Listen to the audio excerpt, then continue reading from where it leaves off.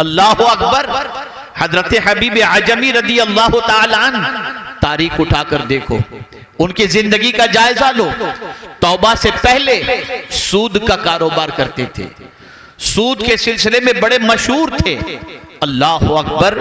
अगर किसी को सूद पर पैसा देते, ब्याज पर पैसा देते, तो उसके घर पे जब दस्तक देते तो बगैर कुछ लिए वापस नहीं आते थे। एक दिन एक शख्स के घर आप तशरीफ ले गए जिसको आपने सूद पर पैसा दिया था, दरवाजे पे दस्तक दी और उसके बाद साहिब खाना के बारे में पूछा गया तो कहा घर पर नहीं है। उनकी बीवी ने कहा मेरे शौहर नहीं है।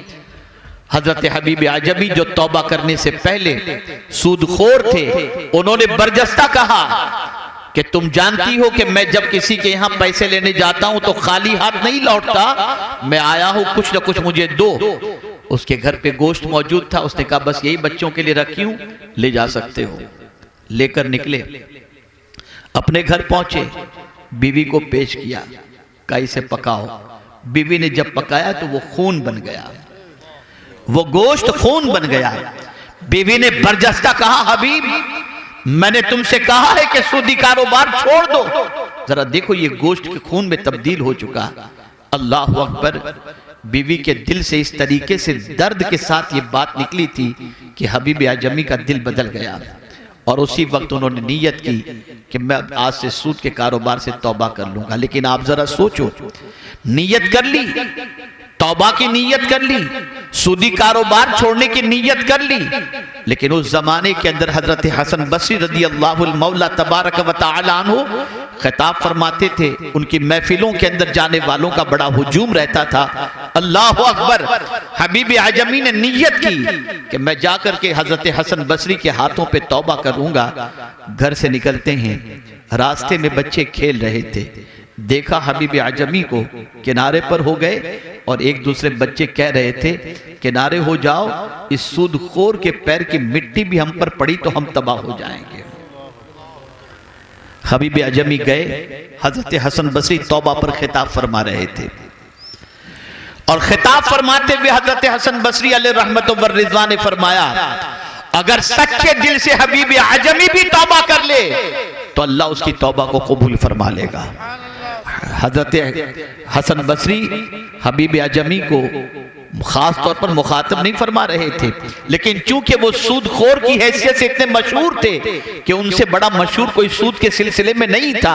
लेकिन हजरत हसन बसरी ने जब ये कहा तो हबीब आजमी ने कहा क्या कहा हुजूर आपने? कहा हबीब आजमी भी तौबा कर ले तो अल्लाह उसकी तौबा कबूल कर लेगा। फिर उसने कहा कि क्या कहा आपने? कहा हबीब आजमी भी तौबा कर ले तो अल्लाह उसकी तौबा कबूल फरमा लेगा। अल्लाह अकबर। हबीब आजमी आगे बढ़े, हजरत हसन बसरी के हाथों में हाथ दिया, अपने गुनाहों से सच्चे दिल से तौबा की और जितनों का पैसा लिया था उसे लौटाने का अहद किया। अब यही हसन बसरी रदी अल्लाहुल मौला तबारक व तआला अन्हु जिनकी बारगाह से हबीब आजमी तौबा करके निकले हैं, आप जानते हैं जब पलट कर अपने घर की तरफ जा रहे थे तो सिचुएशन बिल्कुल बदल चुकी थी। जिस रास्ते से आ रहे थे वहां बच्चे वही खेलते हुए नजर आए, लेकिन अब बच्चों के जुमले पहले जैसे नहीं थे। बच्चों ने कहा अल्लाह का वली हबीब आजमी आ रहा है, अगर उसकी नजर किसी पर पड़ गई तो उसकी बिगड़ी संवर जाया करेगी। मैं पूछना चाहता हूं अगर सच्चे दिल से बंदा गुनाहों से तौबा कर ले, अल्लाह उस तौबा की बरकत से कभी कभी तो ऐसा होता है इबादत से जो मकाम नहीं मिलता वो सच्ची तौबा की बुनियाद पर अल्लाह मकाम अता कर देता है। हजरत हबीब आजमी विलायत के महताब बनकर के चमके और बड़े ऊंचे मकाम पर फाइज हुए। दामन पर गुनाहों के धब्बे लग चुके हैं, साफ करो इसे। जिस तरह से गंदे बर्तन के अंदर बिरयानी नहीं खाई जाती, ऐसे गंदा दिल होना तो इबादतों का असर नहीं होता। बदलो, मांझो अपने दिल को, साफ करो अपने दिल को, तौबा करो अल्लाह की बारगाह में सच्चे दिल से।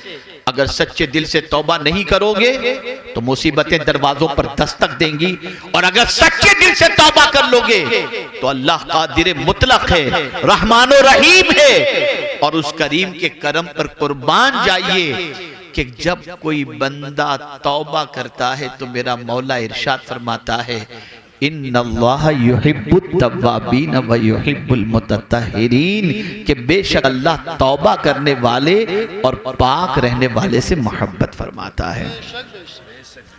आप जरा सोचो, बड़े बड़े जराइम एक जमाने में करने वाले लोगों को अल्लाह ने जब तौबा की तौफीक अता फरमाई तो फिर वो कितने ऊंचे मकाम पर पहुंचे। आइए हजरत फुज़ैल बिन अयाज़ अलैहि रहमतु व रिज़वा की हयात तैयबा को देखिए आप।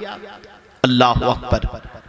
डाका जनी का पेशा था, हर निकलने वाले काफिले को लूटने का पेशा था।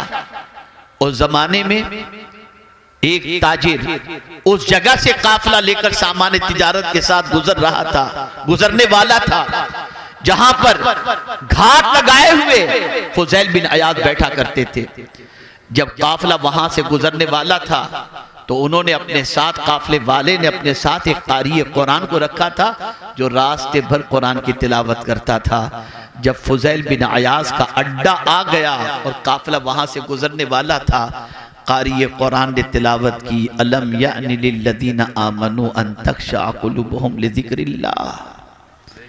क्या ईमान वाले के लिए वो वक्त नहीं आया कि अल्लाह से डरे और अपने कल्ब को अल्लाह के जिक्र से मुनव्वर व मुजल्ला फरमा दे।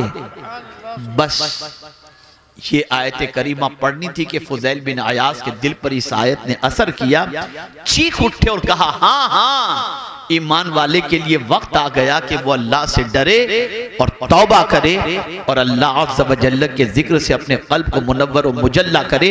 उसी वक्त तौबा की और तौबा करने के बाद फुज़ैल बिन अयाज़, अल्लाह अकबर, जितनों का माल लूटा था सबका माल अता कर दिया और उसके बाद सीधे मस्जिद नबवी शरीफ की तरफ बढ़े और वहां पहुंचने के बाद दरसे हदीस की महफिल के अंदर बैठे और बैठते बैठते अल्लाह ने फिर वो मकाम अता फरमाया कि हजरत फुज़ैल बिन अयाज़ रदियल्लाहु मौला तबारक व तआला अन्हु मस्जिद नबवी के अंदर खुद दरसे हदीस देने लग गए।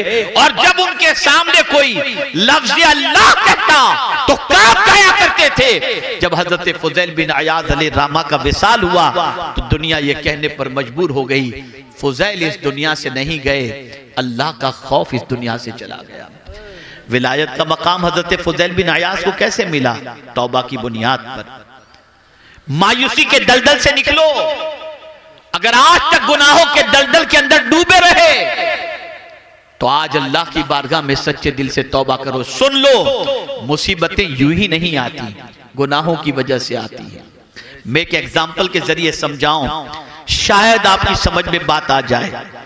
एक इंसान पर जब जुल्म और मुसीबतों के पहाड़ टूटते हैं तो वो इंसान कहता है, पता नहीं कौन सा गुनाह मुझसे हो गया था जिसकी सजा मिल रही है। उस वक्त वो गुनाह को याद करता है। इसलिए याद रखो, आज अपने गुनाहों को याद करो। और जानते हो ये कौन सा महीना है? ये शाबानुल मुअज़्ज़म है। और इस महीने के बारे में हुजूर फरमाते हैं, शाबानुल मुताहिर, शाबान पाक करने वाला महीना है। इस माह मुबारक में सच्चे दिल से अगर तौबा कोई कर ले तो अल्लाह उसके गुनाहों को माफ फरमा दिया करता है, गुनाहों से पाक कर दिया करता है। मुझे हैरत होती है, ए रसूल आज़म सल्लल्लाहु अलैहि वसल्लम के दीवानों, मुसलमान तौबा करने के लिए भी तैयार नहीं। मुसीबतें देखकर, परेशानियां देखकर, तकालीफ देखकर, ज़वाल की हालत देखकर आज भी तौबा करने के लिए तैयार नहीं कि अल्लाह अज़्ज़ व जल्ल की बारगाह में सच्चे दिल से तौबा करके मौला को मनाने की कोशिश की जाए। नहीं नहीं, उसे तो कल भी माअज़ल्लाह गुनाह करना है। बड़ी मादरत के साथ मैं अर्ज़ करूंगा, मैं कभी कभी कुछ तल्ख बातें भी कर देता हूं। हम जब आए, मकान पर पहुंचे तो हमने देखा जब इस्तिंजे के लिए हम उतरे, वुजू के लिए जब खड़े हुए तो लोग लाइन से यूं खड़े थे। मैंने वुजू करने के बाद, मैंने फारिग होने के बाद मैंने लोगों से पूछा, बताइए आप में से कितने लोगों ने इशा की नमाज पढ़ी है? कितने लोगों ने पढ़ी है? सन्नाटा था, कोई हाथ उठाने को तैयार नहीं। और चिल्लम चिल्ली, शोरो गुल हमारे लिए खड़े होकर एहतमाम, ये सब करते हैं। कयामत में पूछा ही नहीं जाएगा कि तुम किसके लिए खड़े रहे और कितनी देर खड़े रहे। ये पूछा जाएगा रब की बारगाह में खड़े हुए कि नहीं हुए। नमाज पढ़े कि तुम नहीं पढ़े। और ये बात अच्छी तरीके से याद रखो, जो जानबूझकर एक वक्त की नमाज कज़ा कर दे उसका नाम जहन्नम के दरवाजे पर लिख दिया जाता है।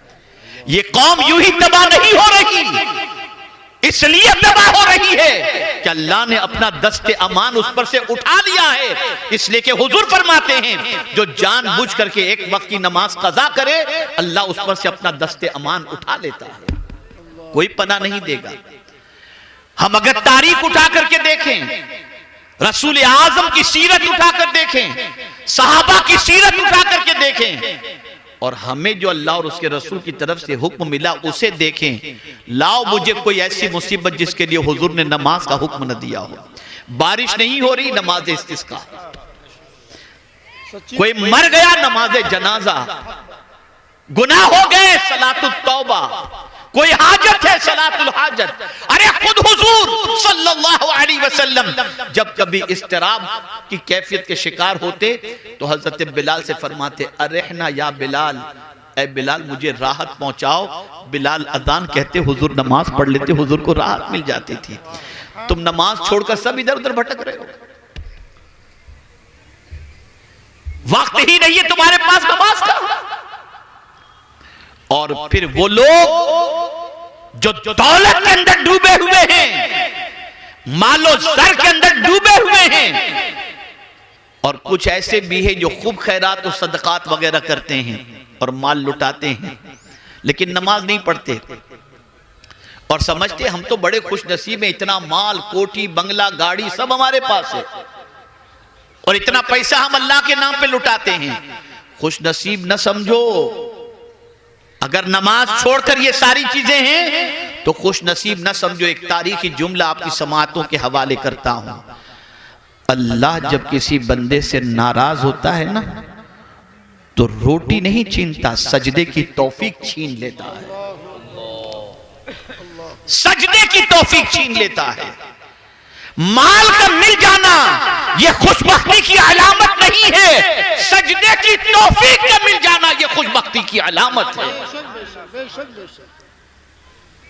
आज हमारी कौम का हाल यह है, 2 साल का बच्चा फटाफट मोबाइल इस्तेमाल करता है, मां खुश हो रही है, बाप खुश हो रहा है। रोजाना रात को न जाने क्या क्या आज यूट्यूब पर देखा जा रहा है। मैं बड़ी मादरत के साथ, हमारे जितने भाई चैनल चला रहे हैं, बहुत मादरत के साथ, मेरे भाइयों आप इससे पैसा कमाते होगे, ठीक है अपनी जगह पर, लेकिन यहां के प्रोग्राम को जो नश्र करते हो ना, तो इस प्रोग्राम पर अमल की भी कोशिश करो। खाली पैसे कमाने की फिक्र मत करो। ये मत सोचो कि हम YouTube पर इतने व्यूज हमारे मिल जाएंगे तो हमको इतना पैसा मिल जाएगा। क्या करोगे पैसा? कब्र में पैसा नहीं आएगा, नहीं आएगा पैसा कब्र के अंदर। अहद करो, नमाज की पाबंदी करो। आज तक गुनाह हो गए, सच्चे दिल से तौबा करो। ये सारी मुसीबतें हमारे हाथों की कमाई है और बहुत सारे गुनाह तो अल्लाह यूं ही माफ फरमा देता है। ये उसका करम है, ये उसका फजल है, ये उसका एहसान है। इसको मैं कुरान की दूसरी आयत से आपको समझाऊं। मेरे प्यारे आका सल्लल्लाहु ताला अलैहि वसल्लम के प्यारे दीवानों, हजरत नूह अलैहिस्सलातु व तस्लीम की कौम गुनाहों में गिरफ्तार रही। हजरत नूह अलैहिस्सलाम की दावत को उसने कबूल न किया। 40 साल तक औरतें बांझ रही, किसी औरत के शिकम से कोई बच्चा पैदा नहीं हुआ। बारिश बंद हो गई, मवेशी मर गए। ये सारी मुसीबतें क्यों? हजरत नूह अलैहिस्सलाम जो पैगाम देते थे उस पैगाम पर उन्होंने अमल नहीं किया। लेकिन नबी तो बहुत नर्म दिल होते हैं ना, वो अपनी उम्मत का भला चाहते हैं। इस कौम को निकालने के लिए उन्होंने कौन सा मंसूबा अता किया? तो कुरान कहता है फकुल तुस्तगफिरू रब्बकुम। हजरत नूह अलैहिस्सलातु व तस्लीम ने अपनी कौम से कहा, ऐ मेरी कौम, अल्लाह से माफी मांगो, और अगर तुम माफी मांगोगे तो होगा क्या? युरसिली समा अलैकुम मिदरारा व युमदिदकुम बिअमवालिन व बनीन। अल्लाह फरमाता, हजरत नूह अलैहिस्सलाम कहते हैं अगर तुम तौबा कर लोगे, माफी मांग लोगे, तो अल्लाह आसमान से तुम्हारे लिए बारिश बरसाएगा और माल के जरिए और बेटों के जरिए तुम्हारी मदद फरमाएगा। लेकिन ये मदद आएगी कब? जब तुम माफी मांगोगे, जब तुम माफी मांगोगे। इसको मैं थोड़ा सा साइकोलॉजिकल और नफ्सियाती तौर पर समझाऊं। गुनाह करने से दिल पर बोझ होता है और रोकर आंसू बहाने से दिल का बोझ हल्का हो जाता है। गुनाह किए दिल पर बोझ हो गया, अल्लाह की नाफरमानी की दिल पर बोझ हो गया, लेकिन बड़ी रात को अल्लाह की बारगाह में रो रो कर आपने तौबा कर ली, ये दिल का बोझ हल्का हो गया। मेरा करीम कितना अजमत वाला है कि उसकी बारगाह में तौबा करो तो दिल का बोझ भी वो हल्का कर दिया करता है।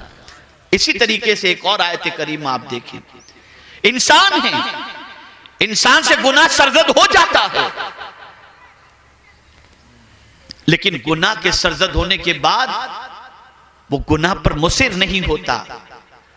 कुरान कहता है वल्लज़ीना इज़ा फ़अलू फ़ाहिशतन औ ज़लमू अनफुसहुम ज़करुल्लाह फ़स्तग़फ़रू लिज़ुनूबिहिम वमन यग़फ़िरुज़्ज़ुनूब इल्लल्लाह वलम युसिर्रू अला मा फ़अलू वहुम यअलमून। और वो लोग जिनसे बेहयाई हुई, जिन्होंने अपनी जान पर जुल्म किया, फिर अल्लाह का जिक्र किया, अल्लाह से माफी मांगी। अल्लाह अकबर, अल्लाह अकबर। कौन है अल्लाह के अलावा जो गुनाहों को माफ फरमा दे? कौन है? माफी कौन नहीं मांगता? तवज्जो चाहूंगा, माफी कौन नहीं मांगता? जो अकड़ता है, जिसमें घमंड होता है, वो माफी नहीं मांगेगा। जिसके दिल में अल्लाह की मोहब्बत नहीं होती वो माफी नहीं मांगता। ए रसूल आज़म सल्लल्लाहु तआला अलैहि वसल्लम के दीवानों, ये मुकद्दस महीना माफी मांगने का महीना है, तौबा करने का महीना है। क्या मिला गुनाहों की वजह से? क्या जवाब देंगे अल्लाह की बारगाह में गुनाहों के एवज के अंदर? कोई जवाब देने की ताकत नहीं रखता। अल्लाह फरमाता है कयामत के दिन अल्लाह फरमाएगा इक़रा किताबक, अपना आमाल नामा पढ़। है किसी में ताकत पढ़ने की? ऐ रसूल आज़म सल्लल्लाहु तआला अलैहि वसल्लम के दीवानों, सैयदना गौसुस सकलैन रदियल्लाहु मौला तबारक व तआला अन्हु, जिनको अल्लाह ने मां के पेट ही से बली पैदा फरमाया, उस गौसे पाक रदियल्लाहु तआला अन्हु की कैफियत क्या है? आखिरत का तसव्वुर जहन में आता है तो लरस जाते हैं और कहते हैं अल्लाह अब्दुल कादिर के गुनाहों को माफ फरमा, और अगर अब्दुल कादिर के गुनाह माफी के काबिल न हो तो कयामत में नाबीना उठाना, ताकि तेरे नेक बंदों को देखकर वो शर्मिंदा न हो जाए। वो गौसे पाक जिनकी बारगाह में चोर आए तो गौसे पाक उसे कुतुब बना करके भेजे, वो अल्लाह की बारगाह में इतना रो रहे हैं, और हमारा हाल अल-इयाज़ु बिल्लाह, अल-इयाज़ु बिल्लाह। आज इतना मजमा है, मैं पूछना चाहता हूं कितने लोग कुरान पढ़ना जानते हैं? नहीं। कितने लोग वुजू के फराइज जानते हैं? नहीं। कितने लोग गुस्ल के फराइज जानते हैं? नहीं। सीखना ही नहीं, दीन सीखना ही नहीं, दीन से कोई दिलचस्पी है ही नहीं। ऐ रसूल आज़म सल्लल्लाहु अलैहि वसल्लम के दीवानों, होश के नाखून, ये मुसीबतें जो हमारे दरवाजों पर दस्तक दे रही हैं ना, ये हमारे हाथों की कमाई है, हमारे हाथों की कमाई है। हजरत अब्दुल्लाह इब्न मुबारक रदियल्लाहु ताला अन्हु फरमाते हैं बदन में सुस्ती, रिस्क में तंगी और जिस्म में बीमारी, जब ये तीन चीजें पैदा हो जाती हैं तो मैं समझता हूं और मुझे फौरन एहसास हो जाता है कि मेरी जबान से अल्लाह का कोई नापसंद जुमला निकल गया है, जिसकी वजह से इस मुसीबत में मैं गिरफ्तार हो गया। अभी सैयद साहब आलिमुल गैब के बारे में और आलिम के मसले के बारे में बता रहे थे। आप जरा सोचो, अल्लाह के बरगुज़ीदा बंदों के दिलो दिमाग के अंदर आखिरत की फिक्र कितनी थी। एक बुजुर्ग बड़ी अच्छी तरीके से कपड़ा बुनते हैं और उनके दिमाग के अंदर ये चीज होती है कि मैंने बड़ी अच्छी तरीके से कपड़ा तैयार किया है, शहर के बड़े बिजनेसमैन को मैं जब ये कपड़ा दिखाऊंगा तो उससे अच्छी कीमत वसूल करूंगा। इस नीयत से बड़े एहतियात के साथ उन्होंने अच्छा कपड़ा तैयार किया। जब लेकर के उस बड़े कारोबारी के पास पहुंचे तो उस कारोबारी ने जब कपड़ा देखा, कहा ये रंग मैच नहीं खाता, ये धागा यहां नहीं होना चाहिए। न जाने कितने ऐब उसने निकालने शुरू किए। बुजुर्ग की आंखों से आंसू निकलने शुरू हो गए। बुजुर्ग की आंख से आंसू निकलने शुरू हो गए। तो फिर जो है उस कारोबारी शख्स ने कहा बुजुर्ग से कि बाबा आप घबराएं नहीं, मैं आपका कपड़ा खरीद लूंगा, रो क्यों रहे हैं? अब जवाब सुनिए। वो बुजुर्ग फरमाते हैं मैं इसलिए नहीं रो रहा कि तू मेरा कपड़ा खरीदेगा कि नहीं खरीदेगा, मैं तो सिर्फ इसलिए रो रहा हूं, बड़ी मेहनत से मैंने कपड़ा तैयार किया था, कोई कसर मैंने नहीं छोड़ी थी, लेकिन जांचने वाला तेरे जैसा शख्स था तो न जाने कितने ऐब निकाला। इबादत भी मैंने बहुत की है, जांचने वाला खुदा है, अगर वो जांच ले और मेरी इबादत को मुंह पे मार देगा तो मेरा क्या होगा? ये तसव्वुर था ये आखिरत का। कोई डर नहीं रहा हमारे दिल में, कोई खौफ नहीं रहा, बेखौफ हो चुके हम लोग, अल्लाह का डर दिल से निकल चुका है। इसलिए इज्जत भी गई, वकार भी गया, हर मुसीबत ने हमारे दरवाजे पर दस्तक देना शुरू कर दिया।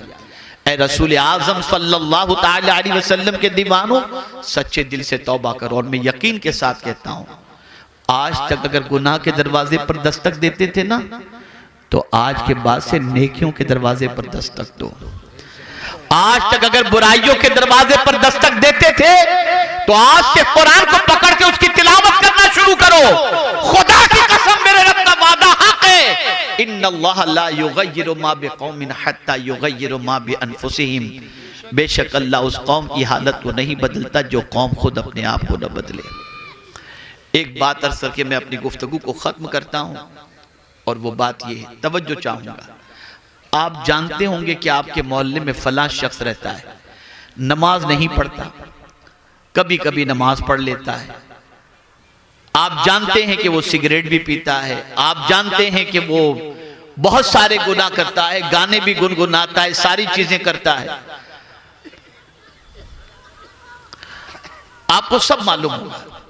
लेकिन अचानक किसी, हमारे इतने उलमा हैं, इनमें से किसी आलिम ने उसको समझा दिया होगा कि भाई तुम्हारे पास बहुत दौलत है और तुम्हारे ऊपर साहिब इस्तिताअत होने की वजह से हज फर्ज हो चुका, तुम्हें जल्दी से हज कर लेना चाहिए। उसका भी मन बना चलो मैं हज कर लूं। जानते हो आपकी ये बेदमाशी है, जानते हो आप कि इसकी जिंदगी गुनाहों के अंदर लथपथ है, लेकिन उसने हज का फॉर्म भर दिया या किसी टूर के अंदर बुकिंग करवा ली और आकर के आपसे मिल करके कहता है हजरत इंशाअल्लाह मैं कल हज के लिए जा रहा हूं। अब आप उसके गुनाह को नहीं देखते, उसके किरदार को नहीं देखते। आप आलिम हैं, 5 वक्ता नमाज के पाबंद हैं, फिर भी उससे कहते हैं भैया जरा वहां दुआ में याद रखना, दुआ में याद रखना। या अल्लाह माजरा क्या है? इसके सारे पोल मालूम होने के बाद ये उस तरफ जा रहा है, तो आलिम भी दुआ की गुजारिश कर रहा है, तो जवाब मिलेगा। तुम अपना रुख खुदा की तरफ करके तो देखो, मौला तुम्हारा वकार और तुम्हारी इज्जत के अंदर इजाफा फरमा देगा। बदलो, अपना रुख बदलो मेरे भाइयों, बदलो। हालात इससे बदतर भी आए हैं, लेकिन अल्लाह वालों ने अल्लाह का दर नहीं छोड़ा, अल्लाह की बारगाह नहीं छोड़ी, अल्लाह के रसूल सल्लल्लाहु अलैहि वसल्लम पर दुरूद मुबारका और साथ ही साथ अल्लाह के रसूल सल्लल्लाहु अलैहि वसल्लम की इताअत से रूगर्दानी नहीं की।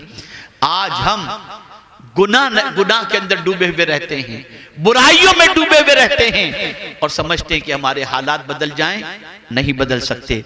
इल्म हासिल करो, इल्म दीन भी हासिल करो, इल्म दुनिया भी हासिल करो। और ये जुमला याद रखना, मुसीबत पहले नहीं है, मासियत पहले है, और मासियत के बतन ही से मुसीबत जन्म लेती है। गुनाह करना छोड़ दो बुराइयां करना छोड़ दो। अल्लाह रब्बुल इज्जत जल्ल जलालहू करम की नजर फरमाएगा और इनाम व इकराम की बारिशें नाजिल फरमाएगा। मैं दिल की अता गहराइयों से मुंतज़िमीन इजलास हमारे माशाअल्लाह बुजुर्ग जो यहाँ पर खानका भी चलाते हैं, इदारा भी चलाते हैं माशाअल्लाह, अल्लाह ताला इस इदारे से फारिग होने वाले जुमला तलबा पर करम की नज़र फरमाए, उनके असातिज़ा पर करम की नज़र फरमाए और साथ ही साथ हम सबको अल्लाह अज़्ज़ व जल और उसके रसूल सल्लल्लाहु अलैहि वसल्लम की इताअत की तौफीक नसीब फरमाए। मेरे प्यारे आका सल्लल्लाहु अलैहि वसल्लम के प्यारे दीवानों, बहुत लहव व लईब और गफलत के अंदर हमने अपनी ज़िंदगी गुजार ली। अब ज़िंदगी को चेंज करो। आप ज़रा देखो, जितना मजा इबादत के अंदर है ना, उतना मजा किसी में नहीं है। आज मैं आ रहा था एयरपोर्ट से, दिल्ली से, यहाँ पर एक टेंशन की खबर मिली, थोड़ा सा दिमाग घूमने लगा। मैंने फौरन कुरान शरीफ निकाला, मोबाइल खोला, उसमें कुरान शरीफ था, मैंने पढ़ना शुरू किया। थोड़ी देर के बाद मुझे रिलैक्स मिल गया। इसलिए कि याद रखें, मेरा चैलेंज है आपको, खुदा न खास्ता, खुदा न खास्ता, खुदा न खास्ता आपको अगर कोई तकलीफ आ जाए ना, आप फौरन वुजू करो, अल्लाह की किताब खोल करके पढ़ना शुरू करो। यार दुनिया का कोई इंसान तसल्ली के जुमले कह दे तो तुम्हारे दिल का बोझ उतर जाता है। मेरे मालिक के जुमले से बढ़ करके किसके जुमले हो सकते हैं? उसके कलाम से बढ़ करके किसका कलाम हो सकता है? आज मुसीबत में आकर तुम सिगरेट पीते हो, नशा करते हो, अल्लाह की किताब पढ़ो, तुम्हारी मुसीबतें अल्लाह दूर फरमा देगा। बदलो अपने आप को। अल्लाह मुझे आपको सबको तौफीक नसीब फरमाए और हमें इन जलसों के अंदर आने के बाद, जैसे यहाँ पर हमारे 2-4 बच्चे तफरी कर रहे हैं, बड़े मज़े से हंसी मजाक कर रहे हैं बैठे हुए यहाँ पर, इसी तरीके से कुछ वहाँ पर भी इसी तरीके से मसरूफ़ हैं और वो समझते हैं कि यहाँ तफरी के लिए आए हुए हैं। माशाल्लाह बाकी सब तो बड़ी संजीदगी से सुन रहे हैं। मैं इनको इसलिए टारगेट कर रहा हूँ ताकि ये बराबर तवज्जो से सुने। ये वो महफिलें हैं कि इन महफिलों की तलाश के अंदर आसमान से फरिश्ते ज़मीन के ऊपर उतरते हैं, लेकिन हमने इस महफिल को तफरी समझ ली, हंसी मजाक कह कह सब चलता होता है। और यही वजह है कि इन महफिलों से जिंदगी नहीं बदल रही। मकसद हमारा कुछ भी नहीं, हम आते जरा देखें कितना बड़ा मजमा है, क्या हो रहा है, वुजू भी नहीं होता। वरना जानते हैं आप, सैयदना गौसे पाक रदी अल्लाह ताला अन्हु खिताब फरमा रहे थे। दौरान खिताब आपने एक बंदे को देखा जिसकी आंख लग गई। गौसे पाक जाकर उसके सामने खड़े हो गए अदब के साथ। आंख खोली निगाहों के सामने उस बंदे ने देखा कि गौसे पाक खड़े हैं तो कांप गया। अल्लाह अकबर। तो मेरे गौसे पाक फरमाते हैं, क्या देख रहे थे? आंख बंद करके क्या देख रहे थे? उसने कहा आंख बंद तो थी, मदीने के ताजदार के ज़ियारत नसीब हो गए थे। और फिर गौसे पाक फरमाते, तू आंख बंद करके मेरे नाना जान को देख रहा था, मैं आंख खुली रखकर अपने नाना जान को देख रहा था। ये महफिलें हैं जिसमें कभी कभी कुछ खुश नसीबों को अल्लाह के रसूल की ज़ियारत नसीब हो जाती है, लेकिन बस ज़बानी है। आते हैं वही महफिल में जिनको हुजूर बुलाते हैं, लेकिन हमारा हाल जरा देखें तो सही। हम जरूर कहते हैं मैं सो जाऊं या मुस्तफा कहते कहते, खुले आंख सल्ले अला कहते कहते। ये कहने वालों से मैं पूछता हूं, कितनी रात तुम ये पढ़ के सोए हो मुझे बताओ? और जब तुम्हारी आंख खुली है तब सल्ले अला तुमने कितनी मर्तबा कहा, जरा ये भी बताओ। ये जबानी लिप सर्विस का जमाना नहीं है, प्रैक्टिकल अपने आप को बनाओ। फिर आप देखो जब सल्ले अला कहते कहते तुम्हारी आंख खुलेगी तो मदीने के ताजदार की करम की बारिशें कितनी होंगी। जानते हो ये महीना कौन सा है? इसी महीने में आयते दुरूद नाजिल हुई है। आयते दुरूद इसी महीने में नाजिल हुई है।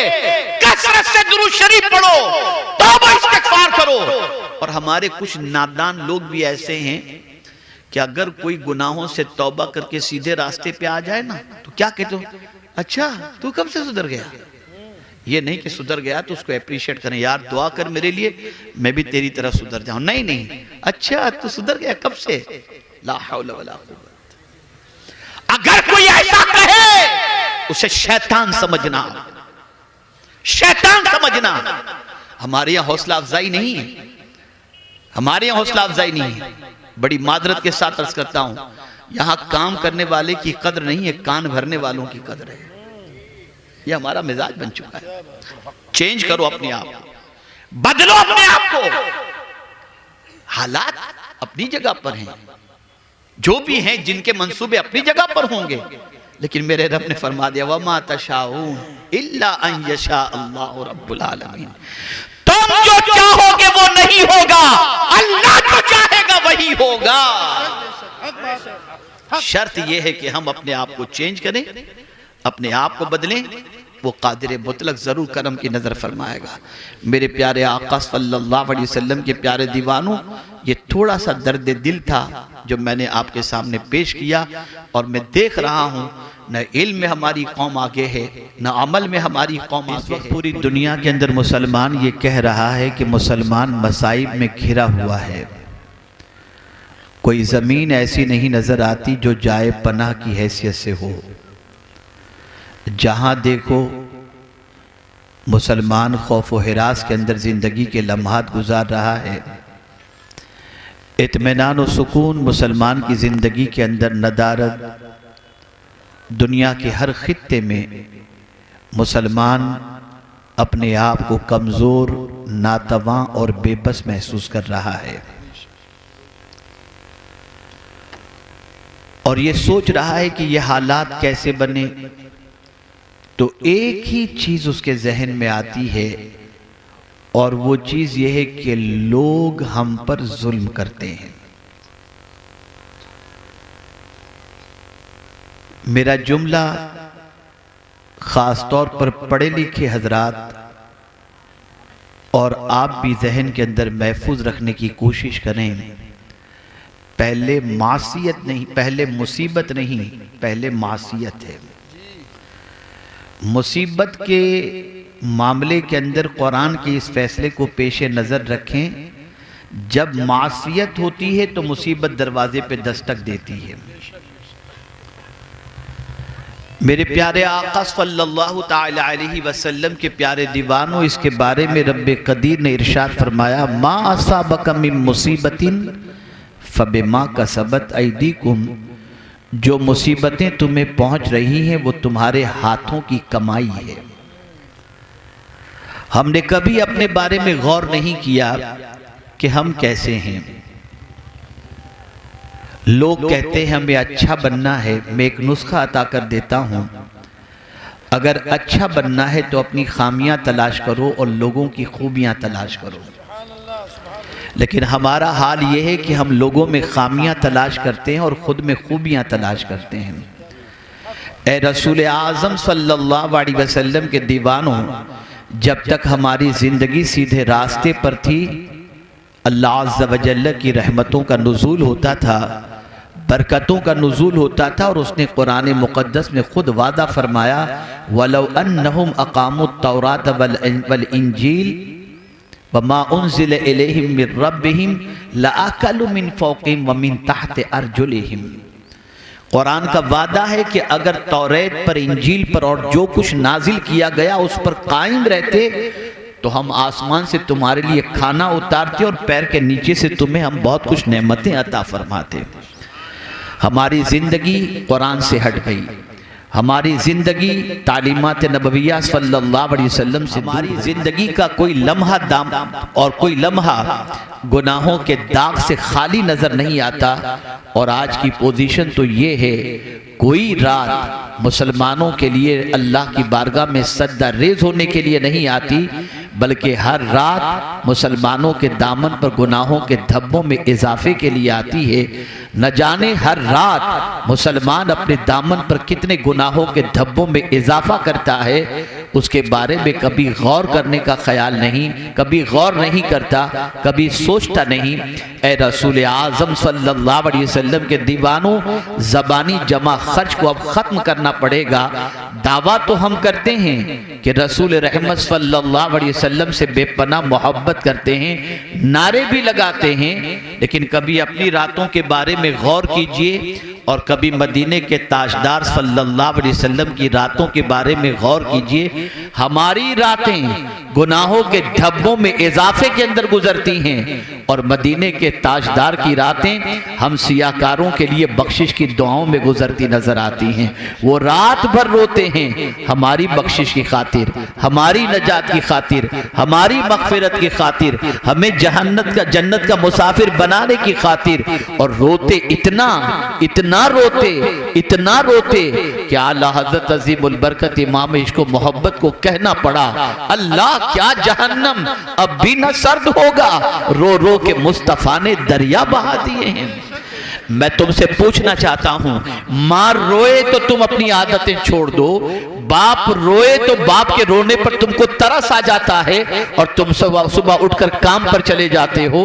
बाप अगर तुम्हें मन्नतो समाजत करे स्कूल चले जाते हो, और अगर बीवी रोए तो उसको मनाने की खातिर न जाने उसके सामने क्या क्या चीजें पेश करने के लिए तैयार हो जाते हो।